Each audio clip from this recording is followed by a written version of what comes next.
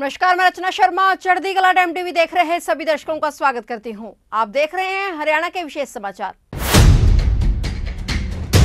मुख्यमंत्री मनोहर लाल ने देश के पूर्व उप प्रधानमंत्री और भारतीय जनता पार्टी के वरिष्ठ नेता लाल कृष्ण आडवाणी से नई दिल्ली में उनके आवास पर मुलाकात कर उन्हें सर्वोच्च उपाधि भारत रत्न मिलने पर बधाई दी। इस मौके पर मुख्यमंत्री ने लाल कृष्ण आडवाणी को हरियाणा में चलाई जा रही योजनाओं व कार्यों की जानकारी देते हुए 9 सालों की उपलब्धियों पर आधारित पुस्तक भी भेंट की। मुलाकात के बाद मीडिया से बातचीत में मुख्यमंत्री ने कहा कि लाल कृष्ण आडवाणी हमेशा आगे बढ़ने का हौसला देते हैं, सभी को साथ लेकर आगे बढ़ते रहे हैं। उनसे मिलने में विशेष स्नेह की अनुभूति होती है। उन्हें 3 फरवरी को जब भारत रत्न देने की घोषणा हुई, हमारे लिए यह प्रसन्नता का विषय है। सीएम ने कहा कि मैंने तभी फैसला किया था कि जब दिल्ली आना होगा तो मुलाकात जरूर करेंगे। मुख्यमंत्री ने कहा कि वे भारत रत्न दिए जाने के लिए प्रधानमंत्री नरेंद्र मोदी और केंद्र सरकार को धन्यवाद करते हैं। वे लाल कृष्ण आडवाणी की लंबी आयु की कामना भी करते हैं।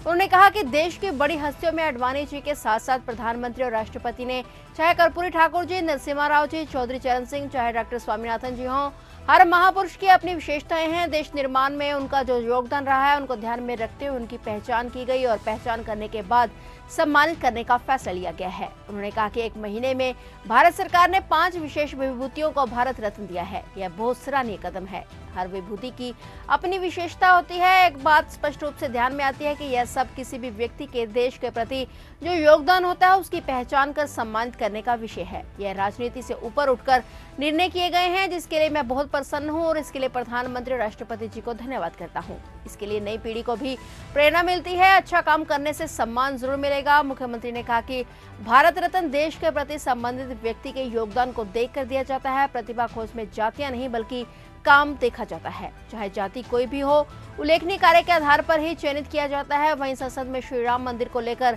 धन्यवाद प्रस्ताव पर मुख्यमंत्री ने कहा कि जो भी प्रस्ताव आता है तो उनकी भावना को देखकर सांसद उस पर विचार प्रकट करते हैं। यह जो प्रस्ताव आया है जरूर इसका लाभ सबको मिलेगा।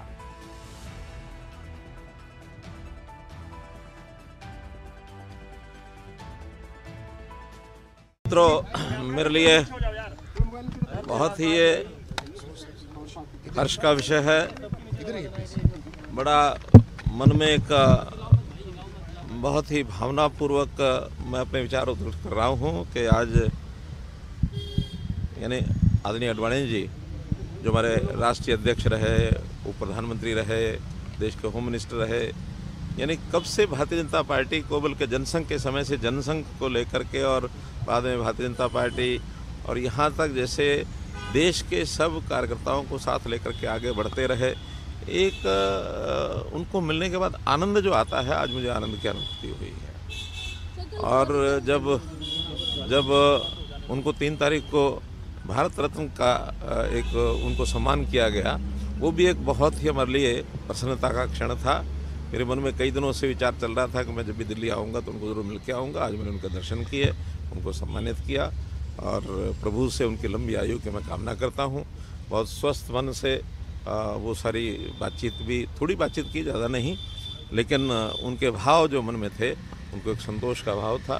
और जब हरियाणा के बारे में मैंने अपनी सारी बातें बताई, अभी हमने जो पुस्तक लॉन्च की, वो पुस्तक की प्रति मैंने भेंट की, तो कुल मिलाकर के उन्होंने संतोष जाहिर किया है। देश के बड़ी हस्तियों में जो आडवाणी जी के साथ साथ जैसे प्रधानमंत्री जी ने, हमारे राष्ट्रपति जी ने जिस प्रकार का विचार किया, उसमें से चाहे वो कर्पूरी ठाकुर जी हों, चाहे चौधरी चरण सिंह जी हों, नरसिम्हा राव जी हों, चाहे स्वामीनाथन जी हों, हर एक विभूति की अपनी विशेषताएं, उनको ध्यान में रखते हुए देश के प्रति उनका जो योगदान रहा है ठीक पहचान की गई। और पहचान करने के बाद और उनको एक सम्मानित जो किया गया है, इसमें से एक बात तो स्पष्ट ध्यान में आती है कि ये सब चीज़ें किसी भी व्यक्ति के देश के प्रति जो योगदान होता है उसको एक प्रकार से पहचान करके और उसको सम्मानित करने का विषय है। इसमें राजनीति से ऊपर उठ करके और ये निर्णय किए गए हैं।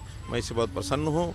मैं प्रधानमंत्री जी का भी, राष्ट्रपति जी का भी धन्यवाद करता हूँ ऐसी अच्छी हस्तियों को, ताकि नई आने वाली पीढ़ी को भी इससे प्रेरणा मिलती रहे कि देश में अच्छा काम करने से सम्मान जो है ज़रूर मिलता है। ये पहली बार हम देख रहे हैं कि एक ही वर्ष में, वर्ष भी क्या बल्कि एक महीने में 5 भारत रत्न ऐसी उपाधियाँ 5 ऐसे विशेष लोगों को दी गई है। तो इसके कारण से यहाँ की प्रतिभा उसको सम्मानित किया गया, पहचाना गया है तो ये बहुत अच्छा काम किया है। आगे भी इस प्रकार से लगातार चलता रहेगा तो देश की जो पीढ़ी, नई पीढ़ी है, उसको प्रेरणा मिलती रहेगी। प्रतिभाओं की जो खोज होती है तो प्रतिभा खोज में जातियां नहीं देखी जाती हैं, उनके काम देखे जाते हैं। व्यक्ति कोई भी हो, किसी भी जाति का हो। इसलिए कभी भी मुझे नहीं लगता कि हमारे मोदी जी ने इस प्रकार के विचार के साथ कभी बंधे हों।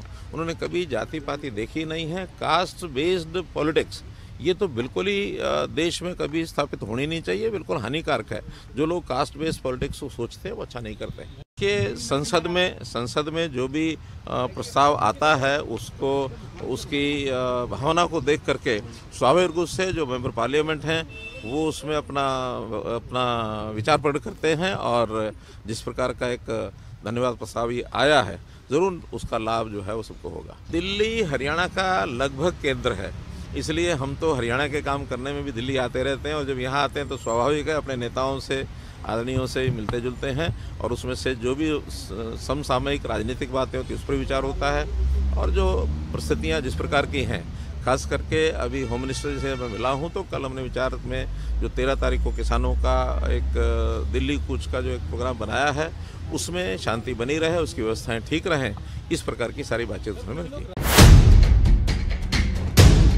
हरियाणा में संस्थागत शहरी विकास और नागरिकों को मूलभूत सुविधाएं प्रदान करने के दृष्टिगत अनाधिकृत कॉलोनियों को नियमित करने की कड़ी में एक बार फिर मुख्यमंत्री मनोहर लाल ने 17 जिलों की 264 अनाधिकृत कॉलोनियों को नियमित किया है। इनमें नगर एवं ग्राम आयोजना विभाग की 91 तथा शहरी स्थानीय विभाग की 173 कॉलोनियां शामिल हैं। मुख्यमंत्री मनोहर लाल ने हाल ही में चंडीगढ़ में विभिन्न योजनाओं का शुभारंभ किया। उन्होंने बताया कि इससे पहले भी वर्तमान सरकार द्वारा प्रदेश में अनाधिकृत कॉलोनियों को नियमित किया जा चुका है। इन 264 कॉलोनियों को मिलाकर अब यह संख्या 2101 हो जाएगी। नगर एवं ग्राम आयोजना विभाग को नियमित होने वाली 91 कॉलोनियों में पानीपत में 14, पलवल में 44, पंचकुला में 21 और महेंद्रगढ़ में 12 कॉलोनियों को नियमित किया गया है। इसी प्रकार शहरी स्थानीय विभाग की 173 कॉलोनियों में अंबाला के 7, जींद की 3, हिसार की 4, रोहतक, कुरुक्षेत्र और पानीपत की 11, सिरसा और फरीदाबाद की 5, पलवल और करनाल की 9, पंचकुला की 3, सोनीपत की 41, गुरुग्राम की 44, कैथल और नूह की 2 और भिवानी की 6 कॉलोनियां शामिल हैं। इन कॉलोनियों में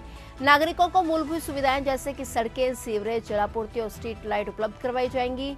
ऐसी कॉलोनियों के विकास के लिए सरकार द्वारा 438 करोड़ रुपए की प्रशासनिक स्वीकृति प्रदान की गई है, जिनमें से 54 करोड़ रुपए की राशि जारी भी की जा चुकी है ताकि कॉलोनियों में विकास कार्य करवाए जा सके। मुख्यमंत्री ने पात्र लोगों को रियायती दरों पर आवास उपलब्ध करवाने के लिए मुख्यमंत्री शहरी आवास योजना के तहत आवेदन करने वाले अभ्यर्थियों के लिए मुख्यमंत्री शहरी आवास योजना पंजीकरण पोर्टल का शुभारंभ किया। शुरुआती चरण में 14 शहरों में 10,542 प्लाट पात्र लोगों को दिए जाएंगे। मुख्यमंत्री ने अधिकारियों से कहा कि प्लाट आवंटन प्रक्रिया में घुमंतु जाति, विधवा तथा अनुसूचित जाति के आवेदकों को प्राथमिकता दी जाए। साथ ही फ्लैट के लिए आवेदन करने वाले आवेदकों को फ्लैट प्रदान करने के लिए भी जल्द आवश्यक कार्रवाई करें। मुख्यमंत्री ने बताया कि प्रधानमंत्री नरेंद्र मोदी द्वारा हर परिवार को अपना घर देने के उद्देश्य से शुरू की गई प्रधानमंत्री आवास योजना के सकारात्मक प्रभाव को देखते हुए हरियाणा सरकार द्वारा मुख्यमंत्री शहरी आवास योजना सितंबर 2023 में प्रारंभ की गई थी। इसके तहत शहरों में रहने वाले लगभग 2,90,000 ऐसे परिवारों द्वारा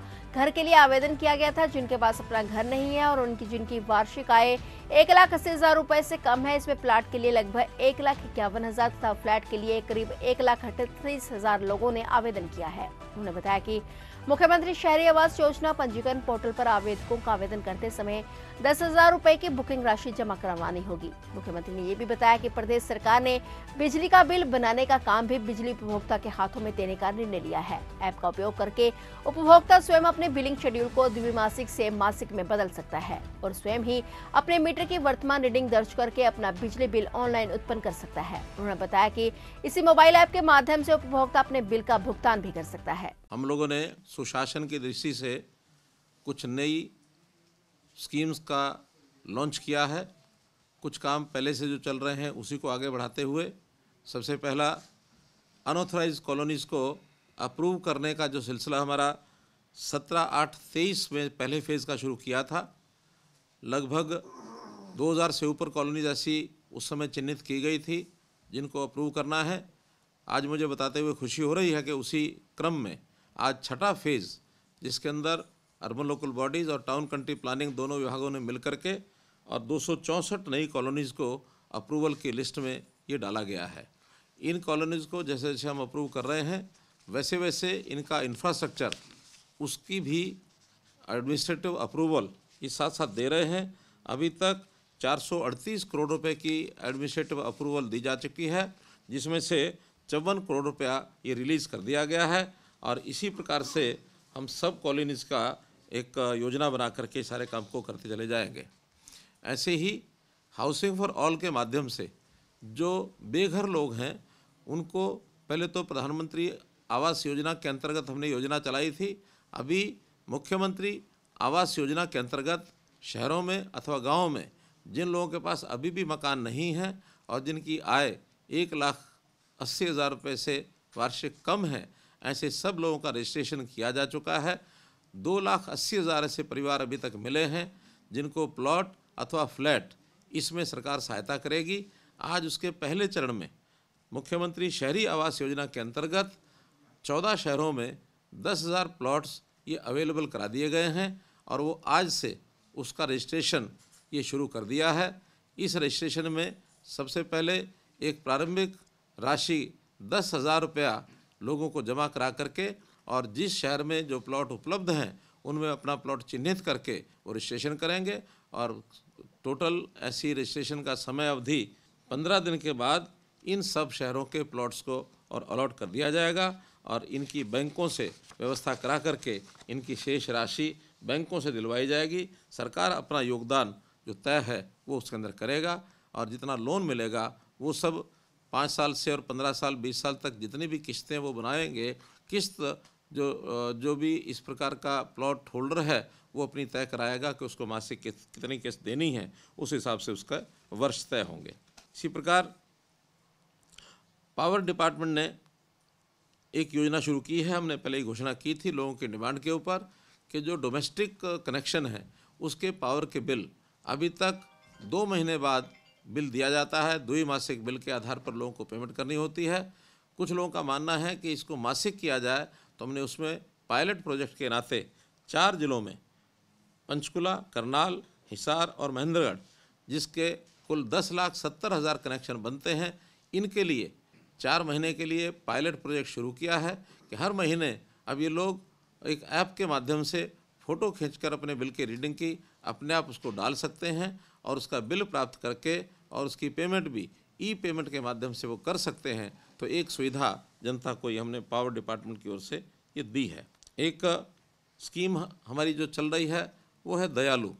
गरीब परिवार, उसका कोई भी परिवार का सदस्य 6 वर्ष से ऊपर और 60 वर्ष तक की आयु का यदि उसकी मृत्यु होती है और ख़ास करके उसमें अगर कोई कमाने वाला व्यक्ति वो चला जाता है, तो इन सब को आयु के हिसाब से एक राशि वो दी जाती है ताकि अपने परिवार का ये गुजर बसर कर सकें, उस परिवार की सहायता हो सके। तो दयालु योजना के अंतर्गत आज हमने ऐसे 2180 एप्लीकेंट्स जिन्होंने अप्लाई किया था, परिवार के उन सदस्यों ने जिनका कोई ना कोई अपना चला गया है, ऐसे सदस्यों को और राशि जो है वो आज हमने पोर्टल पर डाल करके उनके खातों में जमा करा दी है। ऐसी 84 करोड़ रुपया ये राशि आज जो है इसके माध्यम से गई है। ऐसी ये 4 योजनाएं आज हमने और लॉन्च की हैं और इनका लाभ पब्लिक को ये दिया है।